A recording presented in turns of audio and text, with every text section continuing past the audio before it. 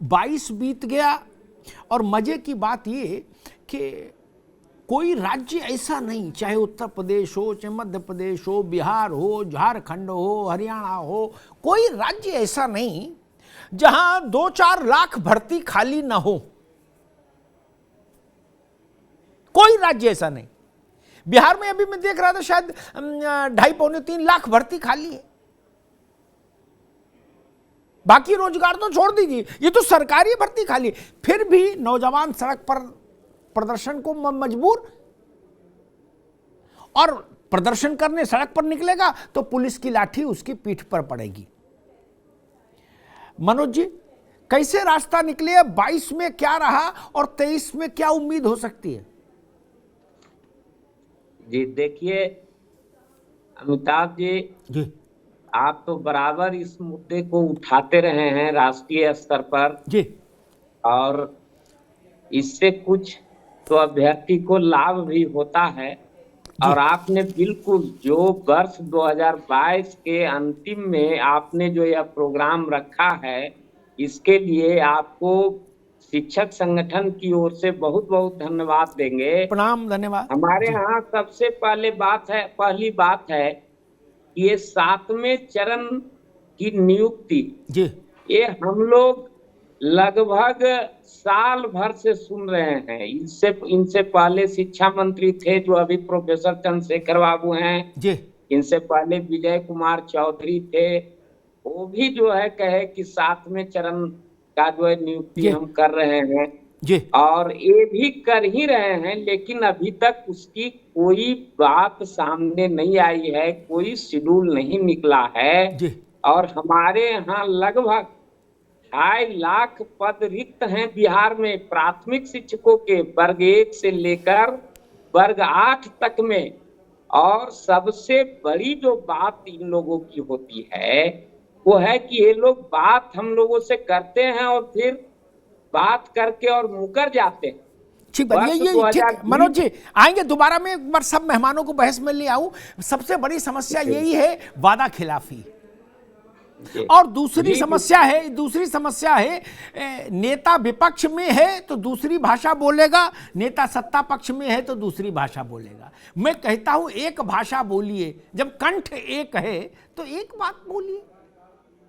सत्ता पक्ष और विपक्ष से आपकी आवाज बदल जाएगी, तब तो फिर रास्ता नहीं निकलेगा। राकेश पांडे, चाहे उत्तर प्रदेश हो, चाहे बिहार, चाहे मध्य प्रदेश, चाहे राजस्थान, मुझे सब जगह एक सी तस्वीर दिखी 22 में। नौजवान सड़क पर और सड़क पर पुलिस की लाठी उसकी पीठ पर। कोई परीक्षा शायद ऐसी हुई हो जो विवादित न रही हो। राजस्थान में मैं देख रहा हूं पिछले 12-13 साल में जितनी परीक्षाएं हुई लगभग सब में पेपर लीक हुआ। उत्तर प्रदेश में तमाम परीक्षाएं ऐसी हुई जिनमें पेपर लीक हुआ। 25 लाख बच्चे बैठे थे टेट में, उसका पेपर लीक हो गया था। 22 ऐसे गया तमाम मैं कहूं कष्टपूर्ण स्मृतियां छोड़कर। 23 में क्या देख रहे हैं, क्या होना चाहिए? राकेश जी, क्या हो सकता है? जी, सबसे पहले सर आपका तहे दिल से धन्यवाद। आपने युवाओं बेरोजगारों की आवाज अपने चैनल के माध्यम से लगातार उठाई है और उठाते आ रहे हैं, इसके लिए मैं आपका तहे दिल से धन्यवाद करता हूं। देखिए, उत्तर प्रदेश की योगी सरकार ने अभी तक मतलब पिछला कार्यकाल तो युवाओं के लिए बेहद ही निंदनीय रहा। जिस प्रकार से उत्तर प्रदेश में बेसिक शिक्षा विभाग में लगातार आप देख रहे हैं कितने शिक्षक रिटायर हो रहे हैं। मतलब 2018 में इनका लास्ट विज्ञापन आया था, 6 जनवरी 2019 को उसका पेपर हुआ था 69,000 का। 69,000 के बाद से इन्होंने बेसिक शिक्षा विभाग में एक भी पद नहीं भरे हैं। उसी भर्ती का गुणगान बार बार अपने ट्विटर हैंडल से, सोशल मीडिया से, टीवी चैनल के माध्यम से, जो इनके चैनल हैं उन्हीं के माध्यम से लगातार ये प्रचार करते आ रहे हैं कि हमने 1.5 लाख भर्तियां 5 साल में पूरी की और पूरे होते वादे, ये सब लगातार दिखा रहे हैं। जबकि असल में आपको भी पता है सरकार ने 69,000 भर्ती में ही 51,112 का हलफनामा लगाया था कि हम जल्द से जल्द शिक्षा मित्रों को राहत देते हुए नई प्राथमिक शिक्षक भर्ती का विज्ञापन जारी करेंगे। लेकिन 19 से 22 खत्म होने को है, 2023 आने वाला जी। है। अभी तक इनका विज्ञापन कहाँ है? केवल ट्विटर पर है, सोशल मीडिया पर है, और चारों तरफ इनका वही बखान है। जिस प्रकार से अभी चुनाव आने वाला था, करीब अब की विधानसभा का चुनाव, उसके पहले इन्होंने, उस समय शिक्षा मंत्री थे सतीश द्विवेदी, इन्होंने निकाला कि 17,000 भर्ती हम जल्द से जल्द करेंगे। खैर वो अब शिक्षा मंत्री नहीं रहे, पूर्व शिक्षा मंत्री हो गए, पूर्व बेसिक शिक्षा मंत्री। इन्होंने निकाला कि हम 17,000 भर्ती जल्द से जल्द दे रहे हैं। आपने ठीक। देखा होगा लगातार ये ठीक। सरकार टेट करा रही है, सीटेट जी, करा ठीक। रही है, जॉब के नाम पे बस जुमला ठीक। दे रही है। आखिर ठीक है। ऐसा कब तक चलेगा? ठीक है सर? राकेश, आएंगे दोबारा जब- आपके पास। मैंने एक बार सुझाव दिया था, राघव आपके पास आ रहा हूं, फिर हनुमान जी आपके पास। मैंने एक बार सुझाव रखा था कि अध्यापकों को प्रशिक्षण देने वाले जितने भी विद्यालय हैं ना, यूपी, बिहार, राजस्थान, मध्य प्रदेश, झारखंड, छत्तीसगढ़, सब में बंद कर दो कम से कम 5 साल के लिए। क्यों चला रहे उनको? जब नौकरी नहीं दे पा रहे, इम्तिहान ठीक नहीं करा पा रहे, और इम्तिहान हो जाए तो रिजल्ट नहीं निकाल पा रहे सालों साल, और रिजल्ट आ जाए तो मुकदमा नहीं रुक रहा, तो बंद करो ये बीटीसी, फलाना ठिकाना, एलबीएड, एलडीएल, क्या क्या है, प्रशिक्षण, हजारों करोड़ रुपए का कारोबार है ये। यही बंद करो, कम से कम गरीब का पैसा तो बचे। बाप ने बेच दिया खेत लड़के को बीटीसी करा के, और लड़का प्रदर्शन में घूम रहा है, लाठी खा रहा है, मुकदमे दर्ज हो रहे हैं उसके ऊपर। यही स्थिति बिहार में, यही उत्तर प्रदेश में, यही मध्य प्रदेश में, यही राजस्थान में। राघव, आपका मसला भी बहुत लंबे समय से चल रहा है। प्रशासन अपनी गलती स्वीकार नहीं करता, ये उसका एक चरित्र होता है। उसने अगर एक बार घोषणा कर दी कि सब ठीक हुआ, तो वो अंत तक कहेगा जी सब ठीक हुआ, मानता नहीं है। यही शासन का वो है। पूरा 22 गुजर गया आपको लड़ाई लड़ते लड़ते कि भाई इस दरोगा भर्ती मामले में धांधली हुई है, सॉल्वर गैंग का इंटरफेरेंस हुआ है, इसलिए इसकी जांच सीबीआई को भेज दो। अभी तक कोई स्थिति परिस्थिति तो बनी नहीं। अब 23 में क्या उम्मीद करते हो भाई? जी सर, नमस्कार। एक बार हमारा मुद्दा उठाने के लिए जी तहे दिल से धन्यवाद।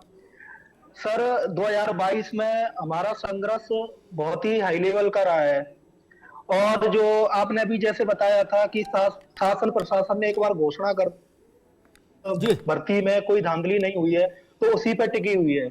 जबकि सर इस भर्ती में 70 से ज्यादा एफआईआर रजिस्टर हो चुकी हैं, और 200 से ज्यादा फेक एलिमेंट्स जो अभ्यर्थी हैं वो जेल में जा चुके हैं। और ये लोग ट्रेनिंग पे जाने वाले हैं, फिर भी एफआईआर का और फर्जी अभ्यर्थियों को पकड़ने का सिलसिला नहीं रुक रहा है। अभी 13 दिसंबर और 23 दिसंबर को लेटेस्ट एफआईआर हुई है। सर, वो एफआईआर के बारे में थोड़ा मैं 1 मिनट में एक्सप्लेन करके बताता हूँ, बहुत ही इंटरेस्टिंग है। सर, रितेश नाम का अभ्यर्थी है, वो उसका दलाल राजा चौहान के पास उसके डॉक्यूमेंट्स सिक्योरिटी के रूप में रखे हुए थे। 15 लाख रुपए में डील हुई थी, तो 3.5 लाख रुपए उसका बकाया रह गया था, तो दलाल ने उसको डॉक्यूमेंट्स नहीं दिए। तो वो ओरिजिनल डॉक्यूमेंट्स सबमिट ना करने की वजह से वो डीवीपीएसटी से बाहर कर दिया। तो वो हाई कोर्ट से ऑर्डर लेके आ गया, तो उस दौरान डीवीपीएसटी और पीईटी और मेडिकल उसका निकल गया, पर आखिर तो उसको डॉक्यूमेंट सबमिट करने थे। तो वो फिर भर्ती बोर्ड के पास जाकर और खुद उसने वहां पर कहा कि मेरे को ज्वाइनिंग दे दीजिए, मैं ओरिजिनल डॉक्यूमेंट सबमिट नहीं कर सकता, मेरे ओरिजिनल डॉक्यूमेंट दलाल के पास है। तो इस वजह से तब जाके उसने खुद कबूला, तब भर्ती बोर्ड ने पकड़ा है। अगर सर एक बात सोचिए, वो 3.5 लाख रुपए दलाल को दे देता और अपने ओरिजिनल डॉक्यूमेंट भर्ती बोर्ड में जमा कर देता, तो वो ज्वाइनिंग ले लेता, या वो पकड़ा जाता? नहीं पकड़ा जाता। तो फिर भी ना भर्ती बोर्ड ना सरकार मानने को तैयार नहीं है कि इस भर्ती में बहुत बड़ा घोटाला हुआ है। सर, ये थाने स्तर से जांच की जा रही है, थाने स्तर पे इतने संसाधन नहीं होते हैं कि कोई राज्य एसआईटी के बराबर कोई जांच कर सके। जी, ठीक बात है। चौधरी हनुमान, आपके सूबे की भी तस्वीर बहुत धुंधली है, बड़ी खराब है दोस्त। 13 साल 14 साल पिछले, जिसमें सब दोनों पार्टियों की सरकारें रही, वसुंधरा जी, गहलोत जी, वसुंधरा जी, ठीक।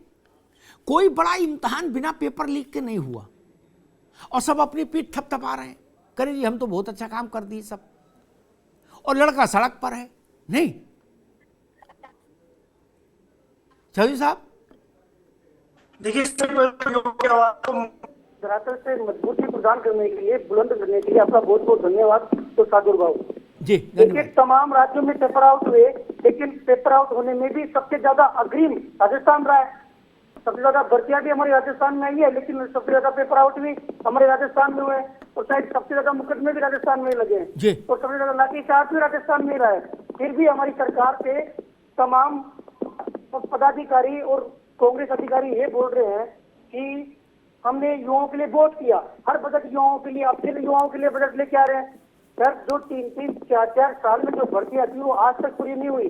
2022 पूरा धरने प्रदर्शन में गया है, 2021 पूरा धरना प्रदर्शन में गया है, 20 विरोध में गया है, 19 में भर्तियां निकाली जाती है, 20 में उनकी दिनांक तिथि आगे पीछे करके जी। 60 गांठ बैठाई जाती है। 20 में कोई एग्जाम होती है, उसका पेपर लीक, 21 में पेपर लीक, 22 में पेपर लीक, 22 एंड में भी।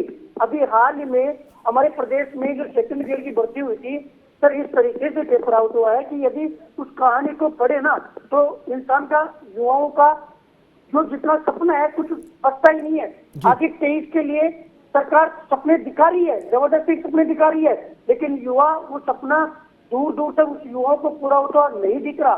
सरकार बोल रही है हम बजट विकास, युवाओं के लिए बजट लेके आ रहे हैं, 1.5 लाख नहीं, 1 लाख, 2 लाख वैकेंसी निकालेंगे, लेकिन युवा इस बार फुल मूड में है, और हमारा प्रदेश का युवा तो सरकार से बराबर की टक्कर लेने के लिए फुल मूड में है। इसलिए हम 9 फरवरी से युवा जागृति रैली भी निकालेंगे, और इस बार क्योंकि नेताओं को जब तक बेरोजगारों से डर नहीं होगा तब तक ये नेता बेरोजगारों के आंखों के ऊपर रोटियां सेकते रहेंगे और खाते रहेंगे। इसलिए राजस्थान का युवा इस बार पूरे मूड में, क्योंकि अब हमें उम्मीद ही नहीं है, युवाओं को उम्मीद ही नहीं है। एक भी भर्ती नहीं छोड़ी सर, एक भी भर्ती ऐसे नहीं है जिसमें बिना 60 गांठ के पारदर्शिता के साथ हो गई हो। और ओपनली पेपर आउट हो रहा है, पेपर चोर बताते हैं बेकायदा कहानी की हमने आरपीएससी का पेपर आउट हुआ तो आरपीएससी से ही आउट हो गया। बताइए, पेपर चोर को तक मेहनत नहीं करनी पड़ी।